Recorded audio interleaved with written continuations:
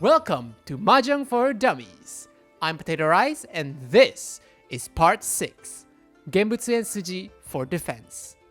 So far, we have only talked about how to attack by making our hands as efficient as possible. However, let me ask you this question. In a 1v3 game, how likely do you think can you win a round? That's right, don't forget that there are 3 other players that will be attacking you simultaneously. And that's why 80% of the time, you'll probably be defending instead of attacking. By the way, when I say defending or folding, it means that you're trying to not deal into your opponent's hand, which in most of the case, they're Richi. In other words, you're trying to not discard tiles that will get you wrong. Let's start by introducing you to the 4 basic defense techniques. Genbutsu, Suji, No Chance, and One Chance. This video will cover the first 2 points, Genbutsu and Suji. And in the next part, we'll cover the other 2. I will then end the video with an effective set of rules about when you should fold and when you should push. So first, Genbutsu. The whole idea of folding is to discard tiles that are less likely to be your opponent's waiting tiles. One very obvious option is to just discard the tiles that your opponents have discarded on their own, because clearly, they don't need them. We call these tiles Genbutsu, and these are the safest tiles. Let's take a look at this example. The person opposite to us has declared Richi, and we don't want to deal into them, so let's try and fold against this Richi with Genbutsu. What are their Genbutsu? All the tiles in their discard pile are Genbutsu. So Red Dragon, South Wind, 3 circles, 5 characters, North Wind, 8 circles, 2 circles, 8 characters, and 6 characters. So, looking at our hand, we have 3 options to discard here. Either 2 circles, 3 circles, or 8 circles. All 3 of these are 100% safe against the Richi. Another type of Genbutsu are the tiles that are discarded after a Richi. Why? Because if these tiles are not safe, then they would be wronged.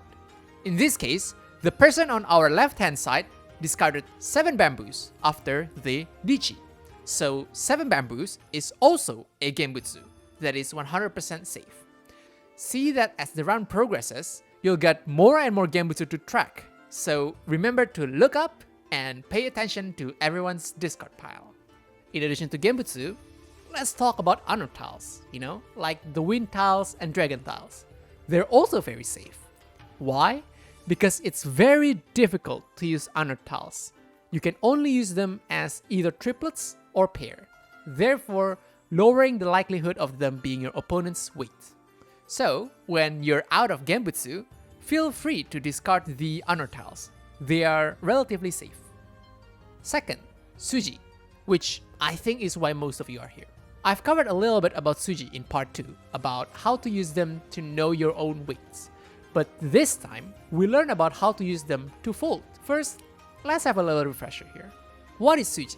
Suji are these 3 sequences of magic numbers: 1, 4, 7, 2, 5, 8, and 3, 6, 9. These combinations of numbers show the possible weights for good shapes, which are shapes with 2-sided weights. In particular, first, for the Suji 147, the good shape 2-3 can weight for 1-4, and the shape 5-6 weights for 4-7. Moving on to 2-5-8, the shape 3-4 weights for 2-5, and the shape 6-7 weights for 5-8. And finally, for the Suji 3-6-9, we have the shape 4-5 weights for 3-6, and the shape 7-8 weights for 6-9. So memorize them: 1-4-7, 2-5-8, 3-6-9. They're very important, and you'll use them quite frequently. If you're having difficulties, go take a look at the columns of your calculator or numpad. They're right there. So, how are any of these relevant to defense? Well, let me remind you that all we have to do is to discard tiles that our opponents are not waiting for. And with Suji, we can deduce these weights that are impossible based on the tiles that they have discarded. For example, our opponent here has discarded 4 of circles. This implies that they do not have neither the 1-4 weight nor the 4-7 weight. thus making 1 and 7 safe. Why?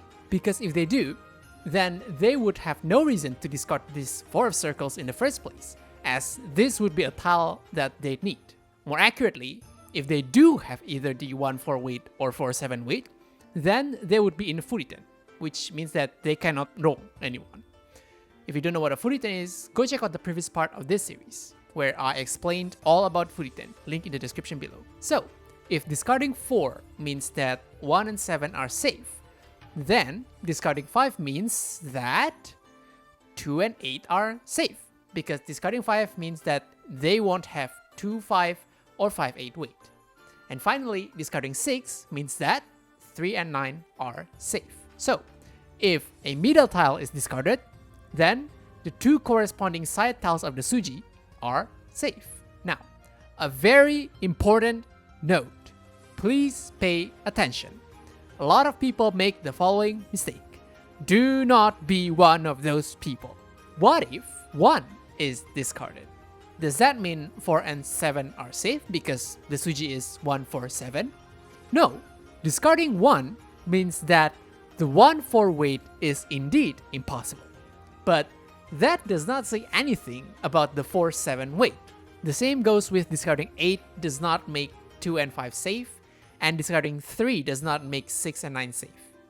Remember, it's the middle tile that has to be discarded to make the whole Suji safe.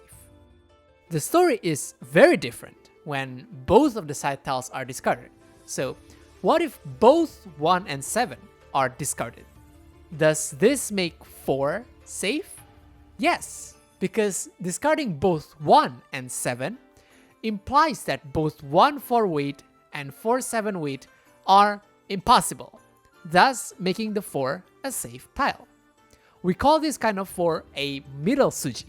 So in this case, discarding both 2 and 8 makes 5 relatively safe, and discarding both 3 and 9 makes 6 relatively safe. Another important note, while Suji works perfectly with 2-sided weights, it does not imply anything towards weights other than that. While discarding 6 means that you'll never deal into a 3-6 or 6-9 weight, you can still deal into an edge, middle, or pair weight of 3.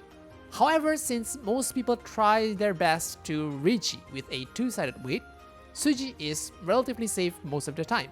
You can trust it. Just don't go complaining to me when you see someone discarded 6 and then you discarded 3 and then you deal into a middle weight. Cause I've warned y'all here, Suji is not perfect. It only deals with 2-sided weights. Anyway, let's summarize. Suji are the possible combinations of 2-sided weights. They are 1-4-7, 2-5-8, and 3-6-9. There are 2 types of Suji defense that we can do. Firstly, the regular middle discard. Discarding 4 means that 1-7 are safe, discarding 5 means that 2-8 are safe, and discarding 6 means that 3-9 are safe. Secondly, the middle Suji. Discarding both 1 and 7 means that 4 is safe, discarding both 2 and 8 means that 5 is safe, and discarding both 3 and 9 means that 6 is safe. Feel free to take a screenshot here or whichever previous frames that you enjoyed most. Finally, I want to close this video by talking a little bit about when you should fold. This is a very difficult topic, as it defines your balance in playing. I could make a whole video just talking about this, but the rule of thumb is 1. If your opponent declared Richi and you are not in Tenpai, fold to the Richi. Number 2, if your opponent declared Richi and you are in Tenpai, push. No need to fold to the Richi. This rule works really well and stays true for most of the time. So far, we've talked about Richi and trying to fold into Richi. But what about people with open hands? You know, people that has Chi or Pong and thus cannot Richi. For now, don't worry about those. You're probably already overwhelmed with looking at your opponent's discard pile, and open hands are generally cheap, so it's okay to deal into them. And that is the end of the video. Again, we've covered 2 of the basic defense techniques, Genbutsu, which are tiles that your opponents themselves have discarded, and Suji, the 1-4-7, 2-5-8, and 3-6-9 combinations, along with the rule of thumb of when to fold. And I must say, these two techniques are enough for 80% of the time, and probably enough to get you into the master rank in MahjongSoul. I know we're getting more and more technical and things are starting to get quite difficult, but that's proof that you're improving. So if you have any questions, things that you're not very clear about, please feel free to let me know in the comments below. Like the video to show that you have free will, subscribe for more content. Let me know what you think in the comments below, and I'll see you in the next one. Have fun with the games. Bye!